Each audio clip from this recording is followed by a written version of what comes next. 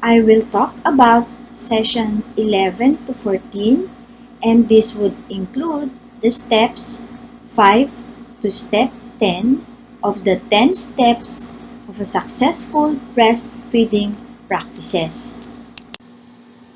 Session 14. On the completion of this session, the participant will be able to describe how to prepare a mother for discharge, discuss availability of follow-up and support after discharge, outline ways of protecting breastfeeding for employed women, discuss sustaining breastfeeding for the second year or longer, and discuss group support for breastfeeding.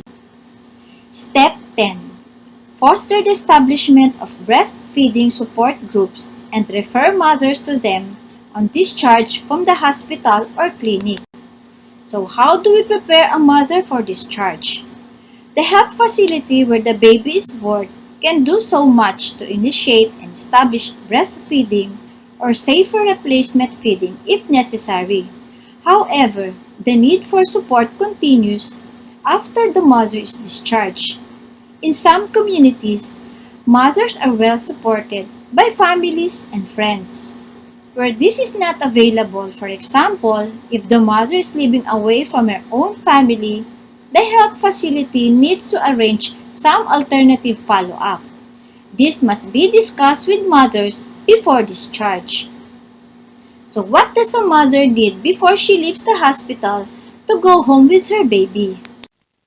Before a mother leaves a maternity facility, she needs to be able to feed her baby. The mother should understand the importance of exclusive breastfeeding for the first 6 months, and she should continue breastfeeding after the introduction of complementary foods up to 2 years of age and beyond. Find out how to get the ongoing support that she needs for breastfeeding. A health worker trained in breastfeeding support should observe every mother and baby at the breastfeed and make sure that the mother and baby know how to breastfeed. A mother should know about baby-led or demand feeding and know how babies behave. She should be able to recognize her baby's feeding signs or when to feed the baby. She should be able to position her baby for good attachment at the breast, know the signs of effective breastfeeding and a healthy baby, and know what to do if she thinks that she does not have enough milk, and be able to express her milk. If a mother is not breastfeeding, a health worker trained to assist with replacement feeding needs to check the mother knows what type of replacement feeding to use that is acceptable, feasible, affordable, sustainable, and safe for her situation. How to obtain the replacement milk in sufficient quantities, how to safely prepare and feed the replacement milk to her baby, and how to reduce the risks associated with replacement feeding. A health worker should observe that the mother or other caregiver is able to prepare a replacement feed and feed the baby in a safe manner before the mother and baby are discharged from the maternity unit. Understanding the importance of exclusive breastfeeding and continued breastfeeding. When a mother returns home, there may be pressures on her to supplement her baby with foods or fluids other than breast milk. Before she leaves the maternity facility, remind her of the importance of exclusive breastfeeding for the first 6 months. After 6 months, a baby needs foods in addition to breast milk. Breast milk continues to provide good nutrition and protection from illness, as well as closeness to the mother. Breast milk is valuable for health and nutrition for 2 years and longer. If a mother is HIV positive and is breastfeeding, it is best if the baby is exclusively breastfeeding. Mixed feeding, giving both breastfeeding, breast milk, and other foods and fluids has been shown to increase the risk of transmission of HIV. The mother should be able to recognize that feeding is going well. Sometimes We might say to a mother to contact us if there is a problem. A new mother may not know what is normal and what is a problem. Signs that a mother with a young baby can look for that indicate breastfeeding is going well include the baby is alert and active, feeding at least 8 times in 24 hours. The baby has 6 or more wet diapers or nappies in 24 hours with pale diluted urine and is passing stools 3 or more times a day. The breasts are fuller before feeds than after feeds. Breast and nipples are comfortable and not sore. The mother feels confident caring for her baby in general. Discuss how to get support that she needs. The mother also needs support. When the mother goes home, she needs a family member, friend, health worker, or other person who will help her to become confident as she learns about caring for her baby. A mother needs help particularly if she has many demands on her time, such as caring for other children and household tasks, or she is a first time mother, or the mommy has difficulty feeding her baby. She also needs to work outside the home and leave her baby. Is she isolated with little contact with supportive people? She receives confusing and conflicting advice from many people, or if she or her baby has a health problem. Sometimes, a mother thinks that she should be able to do everything without needing any help. She may think that if she looks for help, it will be thought that she is a bad mother or cannot cope. When any of us learn a new job or skill, we need to take time to learn it, and we may need to ask for the help from other people. It is similar with learning to be mother. There are new skills to learn. It may not be enough that support services exist in the area. A mother may need encouragement to look for help and to use support that is available. Follow up of the mother who is in replacement feeding is very important to ensure that she is using the option properly and if she should want to change a feeding option at any time she is assisted. When talking to a woman during her pregnancy, it can be helpful to mention that there are support services available in case she has any difficulty. This may help her to feel confident from the beginning. Second, how to follow up and support after discharge. The mother should know that there are resources available in the local community that she could ask help when breastfeeding. Who in the community could provide ongoing support for a mother in and caring for her baby? First, family and friends. Families and friends can be an important source of support for breastfeeding in general. However, support for exclusive breastfeeding through 6 months is often lacking in families where other women have always given early supplements and foods. Mothers who are replacement feeding need support from the family and friends. The mother who is HIV positive may need support to replacement feed exclusively, not mixing breastfeeding and replacement feeding. Primary care and community health workers. Anytime a health worker is in contact with a mother and young child, the health worker can help and support the mother in feeding and caring for her baby. If the health worker cannot do themselves, they may be able to refer the mother to someone else who can provide support. Community health workers are often nearer to families than are hospital based health workers and may be able to spend more time with them. To be effective, community health workers need to be trained to support mothers to feed and care for their baby. Community health centers can have lactation clinics, which means that there are trained staff who will help a breastfeeding mother at the time that she contacts the clinic rather than waiting for an appointment. It may be effective to see more than one mother together so they can exchange experiences. A mother support group can come out of these clinics. Health workers can set an example in their own communities by exclusive breastfeeding their own babies with the addition of appropriate complementary foods after 6 months of age. Mother-to-mother support group. These supports usually community-based and may be provided one-to-one or group-based. An experienced mother can provide individual support to a new mother. Ask the experienced mother for permission to give her name to new mothers in her area. A group may be started by a few mothers themselves or by health or community worker. There may be special support groups for women who are HIV positive. The help is easily accessible and free or very inexpensive. Ideally, mothers who have been trained to give support are available at any time to help a mother with difficulties. In a mother-to-mother support group, help can be available in the mother's own community. Women's traditional patterns of getting information and support from relatives and friends are reinforced. Feeding and caring for a baby are seen as normal activities rather than problems that need to be solved by a health worker. Discussion groups are led and help is given by experienced mothers. Mothers feel assured and become more self-confident.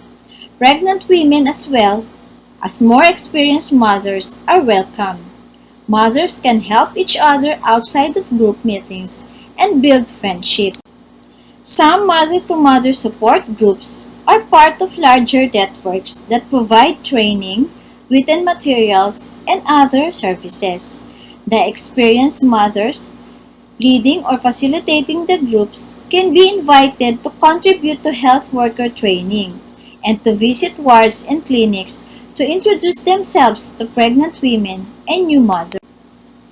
If there are no existing support groups available in the area, before the mother leaves the maternity facility, discuss what family support she has at home. If possible, talk with family members about how they can help. Give the mother the name of a person to contact at the hospital or at a clinic. She should go for a follow-up checkup for her and her baby in the first week after delivery, which should include observation of a breastfeed. She should also go at any other time if she has any difficulties or questions. She should also go for her routine postpartum 6-week checkup and take her baby with her so that she or he can be followed up too. Remind mothers of the key points about optimal feeding. It is often useful to give written materials as a reminder. These must be accurate and not from companies that produce or distribute breast milk substitutes, bottles, or teats. If possible, contact mothers after they are home to learn how feeding is going on. Some hospitals establish mother support groups that are led by a health worker and meet in the hospital. There may also be a feeding clinic where the mother can attend if she has a difficulty in feeding. Give any specific information such as contact details for any source of support in the area. Some communities have established the concept of baby-friendly communities. The basic elements include community discussion of needs as reflects all applicable 10 steps to successful breastfeeding. Baby-friendly communities include health system or local healthcare provision that is designated as baby-friendly and actively supports both early and exclusive breastfeeding. Access to a referral site with skilled support for early, exclusive, and continued breastfeeding is available and community approved. Support is provided for age-appropriate, frequent, and responsive complementary feeding with continued breastfeeding. Baby-friendly communities include mother-to-mother support system or similar is in the place. No practices, distributors, shops, or services that violate the international code are present in the community. Local government or civil society creates and supports the implementation of change that actively supports mothers and families to succeed with optimal infant feeding practices. Examples of this change could be time sharing of tasks, granting authority to transport a breastfeeding mother for referral if needed, identification of breastfeeding advocates or protectors among community leaders, and breastfeeding supportive workplaces. Third, protecting breastfeeding for employed women. Many mothers introduce early supplements or stop breastfeeding because they have to return to work. Health workers can help mothers to continue to give their babies as much breast milk as possible when they return to work. Why is continuing to breastfeed after return to employment recommended? A woman who works outside the home may value breastfeeding because of the following reasons.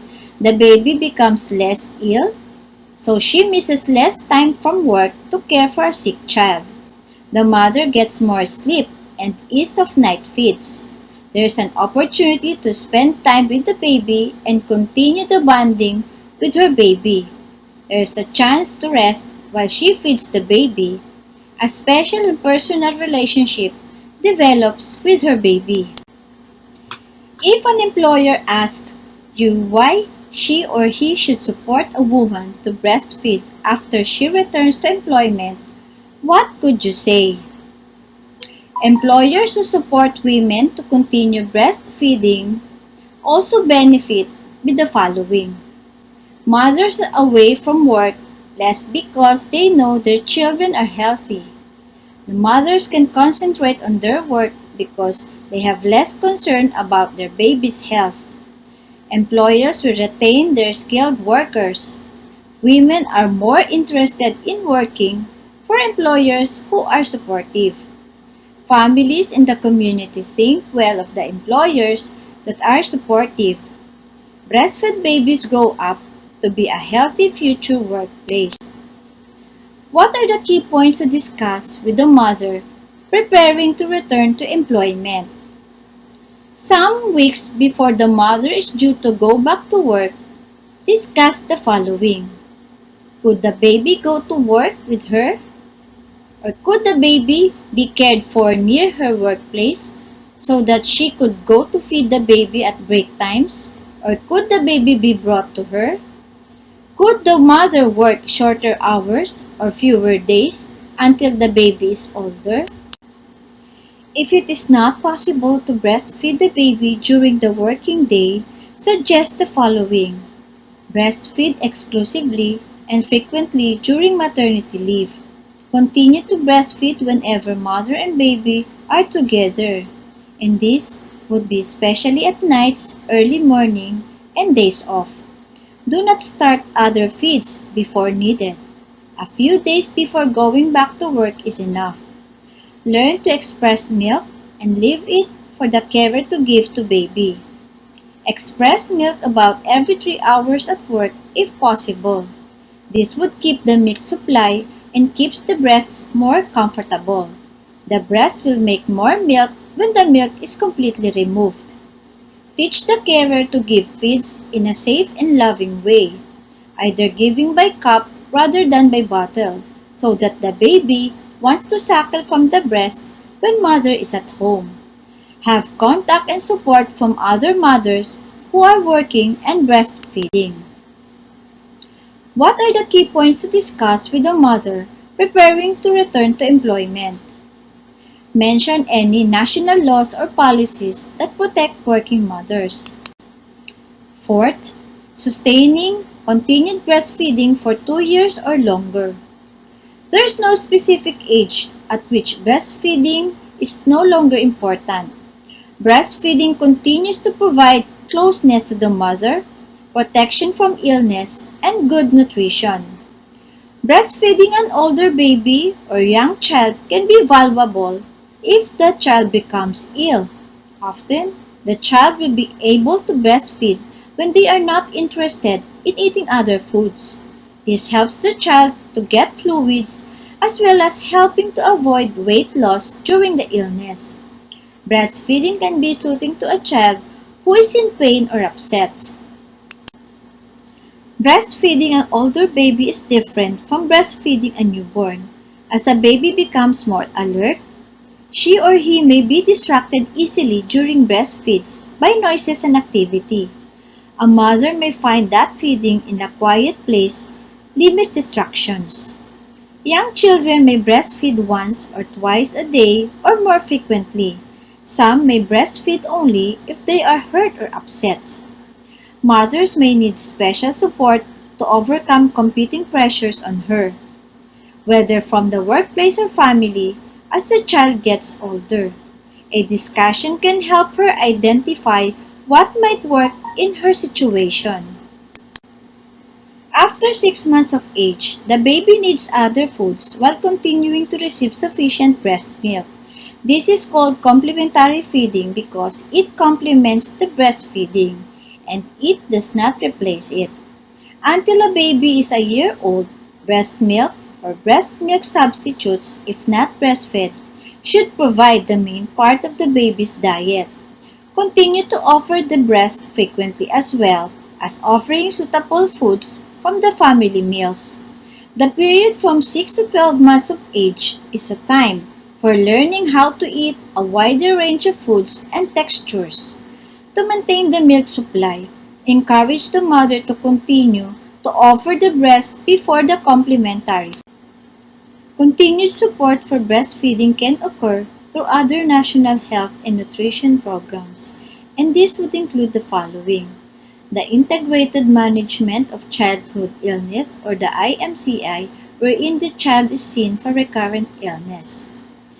Another is the Expanded Program of Immunization or the EPI, wherein the child is seen at frequent intervals. Micronutrient supplementation programs for iron and vitamin A supplementation. Neonatal screening programs, usually done at 6 to 10 days after birth, which is an important time to ensure that breastfeeding is going well. Early child development programs, wherein the child is monitored for growth and development during the routine checkups in child welfare. Family planning programs, wherein the mother is seen for family planning at any point of time, usually through health visitors.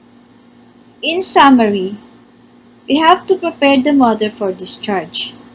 So before mother leaves the maternity facility, she should know the following: be able to feed her baby, knows the importance of exclusive breastfeeding for 6 months, and the continued breastfeeding after the introduction of complementary foods.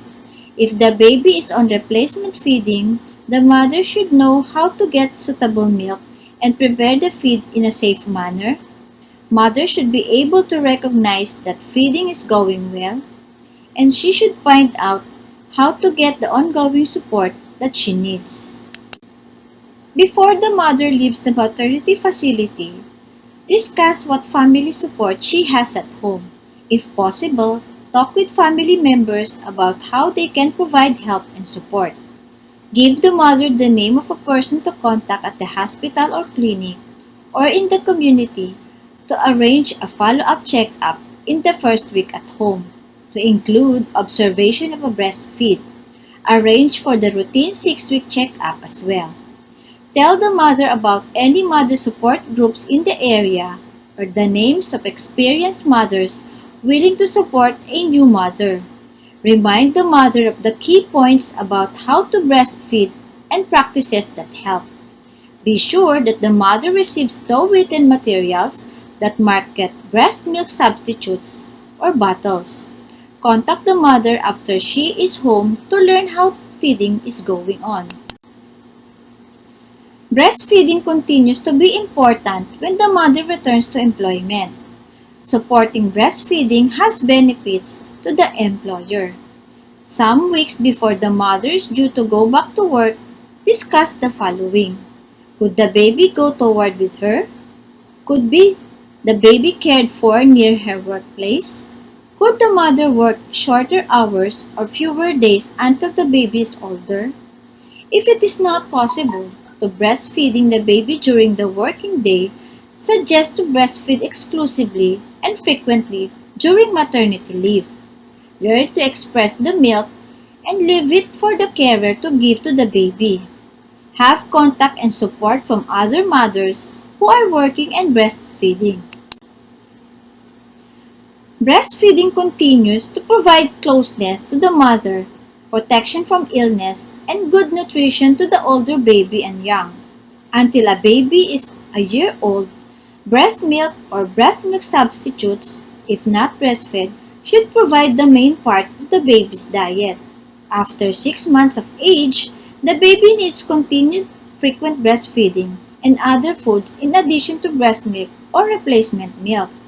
Giving these foods is called complementary feeding because it complements the feeding and it does not replace breastfeeding. Recommend that the mother continue to offer the breast frequently, preferably before complementary foods to maintain her milk supply. If she wishes to wean, suggest that she allow the baby to reduce the number of feeds gradually and be sure he or she gets plenty of food each day. How to develop a mother-to-mother support group. Mothers in many communities are best helped where there are mother-to-mother support groups. These groups do not need to be big or have a highly trained facilitators. What we need are warm-hearted and kind facilitators who have experience on breastfeeding and would help the mother in breastfeeding techniques. If these groups are not available, you can help to establish one and foster its growth. First, identify experienced breastfeeding mother to become facilitators. Provide accurate information and help and let them lead the group. Encourage the group to meet frequently. Tell the mother about the nearest support group and introduce her to the facilitator. You provide training in communication and listening skills to facilitators. Include facilitators in some training activities at the hospital or lactation clinic.